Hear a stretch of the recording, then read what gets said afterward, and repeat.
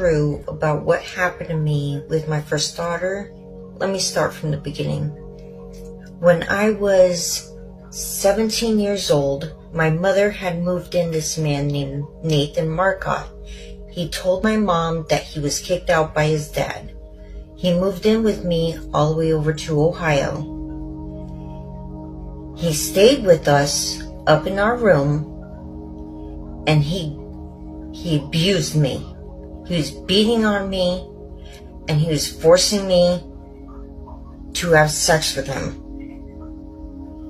And I got pregnant.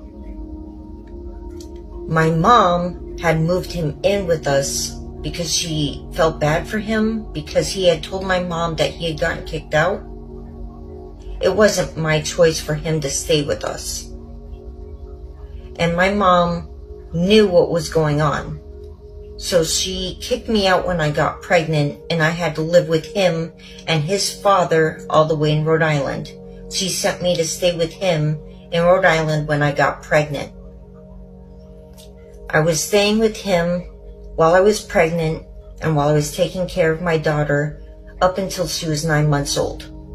When she was 9 months old, his mom, Keena Dufresne, had called us up and said that I needed to go over to her house on that specific day while my daughter had an appointment.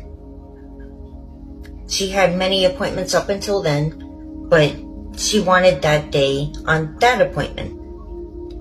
And I told her every appointment up until then, it was understood that I had to stay at Nathan's dad's house so that Nathan's dad could get me to her appointments, because his mom, Keena, couldn't get me to her appointments. Her appointments were in Nathan's area, and Keena wasn't in that area. So it was odd, but I didn't have any say. So we went over to her house anyways. When we got to her house, she said that she had this plan before we got to her house. She said she had this plan where her girlfriend was going to stay at that house to wait for her son to get off his school bus. Meanwhile, she was going to take me to my appointment, to my daughter's appointment, with me there on her voucher with a taxi. She had a voucher for a taxi. But when we got there, her girlfriend Keena was sick. She couldn't be there to pick up her son. So Keena said that I had to stay there to pick up her son. Meanwhile, Nathan's with me. And I asked, why couldn't Nathan stay? And she said, you both have to stay. I'll take your daughter to her doctor's appointment alone. Sorry, I had no say. I tried to argue it. I had no say. She took my daughter to the doctor's appointment alone without me.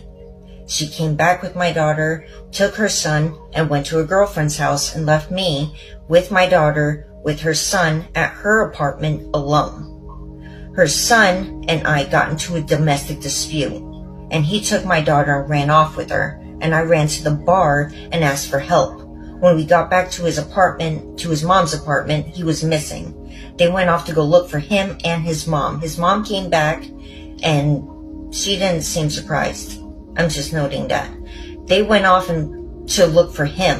When they found him, he was off on the bridge nearby his mom's house in School Street, around School Street, Albion, Rhode Island, around Lincoln, Rhode Island.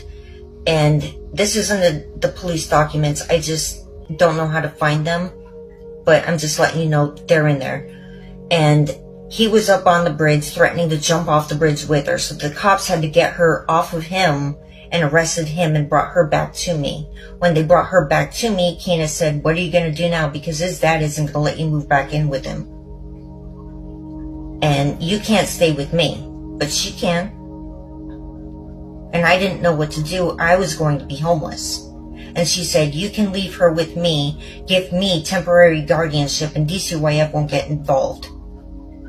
So I agreed to do that. I gave her temporary guardianship by signing a letter. I wrote a letter. I said I will give her temporary guardianship, and I signed it.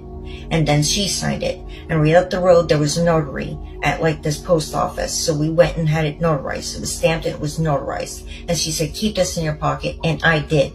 And then I left my daughter with her and I walked away. And my grandma wound up driving by right as I was walking out that house. And I wound up she was like, what are you doing? I saw her at the street. I got into the car and she was driving on her way home and I was telling her everything about it. It was like not that far away from Kina's house. And I told her everything that happened and she's like, tell her to give you your daughter back. You're staying with me. So I called her up and I was like, we're going to do that. And she was like, and she hung up. And I told my grandma that. And she's like, well, we're going over to the house. She didn't answer the door. I couldn't call her. So I'm staying at my grandma's house and my grandma's like, I don't know what to do. And then DCYF showed up and they sent me a letter telling me that I was no longer allowed to visit my daughter, saying that I had no contact and that there was a court order for abandonment and neglect. And they said that lady that dropped that off told me that I had left my daughter at her front doorstep in a basket with a letter. And I was nowhere to be seen. And she didn't give a shit what I said.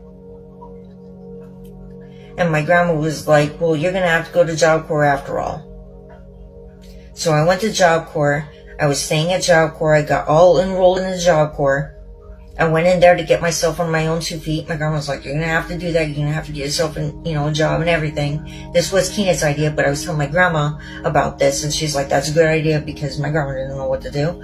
And so I was staying at Job Corps for a few months before the court came up. And when the court came up, I went to court with that letter. I showed them that letter and they dropped the case. But then that social worker took her down to the second floor of the family courthouse of Rhode Island and got some papers giving her the right to leave the state with my daughter. And I haven't seen her since.